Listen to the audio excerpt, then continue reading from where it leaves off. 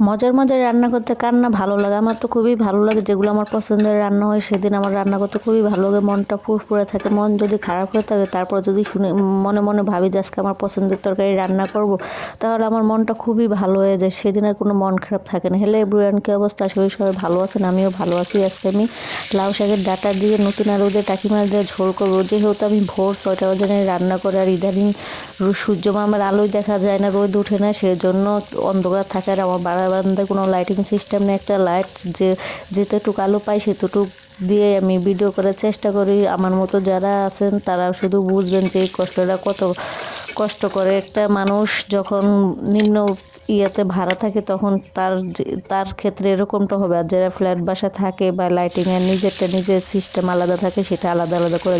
এখানে যেহেতু সবাই মিলে একসাথে থাকে, ওই জন্য কোনো কিছু আলাদাভাবে হয়ে ওঠে না। সেজন্য সবাই যেভাবে চলে আমার ঠিক ওভাবে চলা লাগে। আর যেহেতু মনে করেন আমি ফেসবুকে কাজ করে ভিডিও করি, অনেকে এগুলো ভালো চোখে দেখেন, অনেকে গবেষণা করে। তারপরে যেহেতু আমার এটা প্রফেশনাল কাজ, আমি নতুন এটা চালু করছি বা মাঝে আমার একটা খারাপ সময় গেছে, আমি সবসময় ভিডিও দিতে পারি না, সেই জন্য আমার খুবই ভিউজ কমে গেছে, ফলোয়ার কমে, সব কিছু কমে গেছে। তারপরে আমি মানুষের কোনো কথা কান না দিয়ে নিজের ফোকাসে নিজের চেষ্টা করি যে আমি মানুষ কি বলে না বলে আমি সেটা দেখার দরকার না, আমি সেটাই জানবো।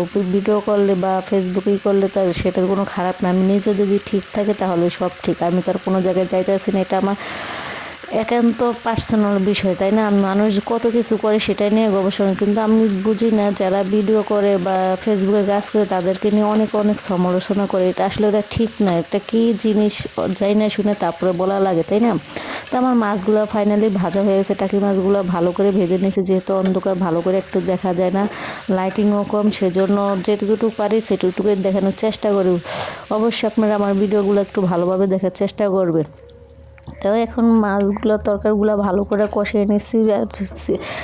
লাউ শাকের ডাঁটা দিয়ে আর নতুন আলু দিয়ে ভালো করে কষিয়ে নিয়ে এখন পরিমাণ মতো ঝোল দিয়ে দিছি, দিয়ে এখন মাছগুলো দিয়ে দিছি। কথা বলতে বলতে রান্নাটা প্রায় শেষ হয়ে গেছে। কথা বলা ধরলে যে কোথা থেকে বলবো কোথা থেকে শেষ করে নিজে বুঝতে পারি না। আর এইটা হলো আমার বাসার ফাইনাল লুক। যে দেখেন কত সুন্দর কুয়াশা পুরে, মানে সূর্য মামার কোনো দেখাই যাচ্ছে না। গ্রাম অঞ্চলের যে অবস্থা, আমাদের ঢাকা শহরে একই অবস্থা হয়ে গেছে। আজকে তো মনে করেন সূর্যের আলো কোনো দেখা যায় না। কোন কোন অঞ্চলে আমাদের মতো আজকে এই অবস্থা অবশ্যই কমেন্টস করে জানাবেন। তো ফাইনালি রান্নাটা হয়ে গেছে। এখন আমি পরিমাণ মতো ধনেপাতা দিয়েছি। ধনেপাতাটা সবাই জানেন যে আমার অনেক পছন্দের একটা তরকারি খাবার, সেই জন্য আমি সবসময় ধনেপাতাটা বেশি দেওয়ার চেষ্টা করি। আর তরকারি রান্নাটা এত মজা হয়েছে যা বলার বাইরে। কি বলবো ভাই, লাউ শাকের ডাঁটা দিয়ে নতুন আলু দিয়ে যদি ঝোল করে রান্না করে খাওয়া হয় একবার, তাহলে অনেক ভালো লাগে। একবার খেয়ে দেখবেন, অবশ্যই ভালো লাগবে।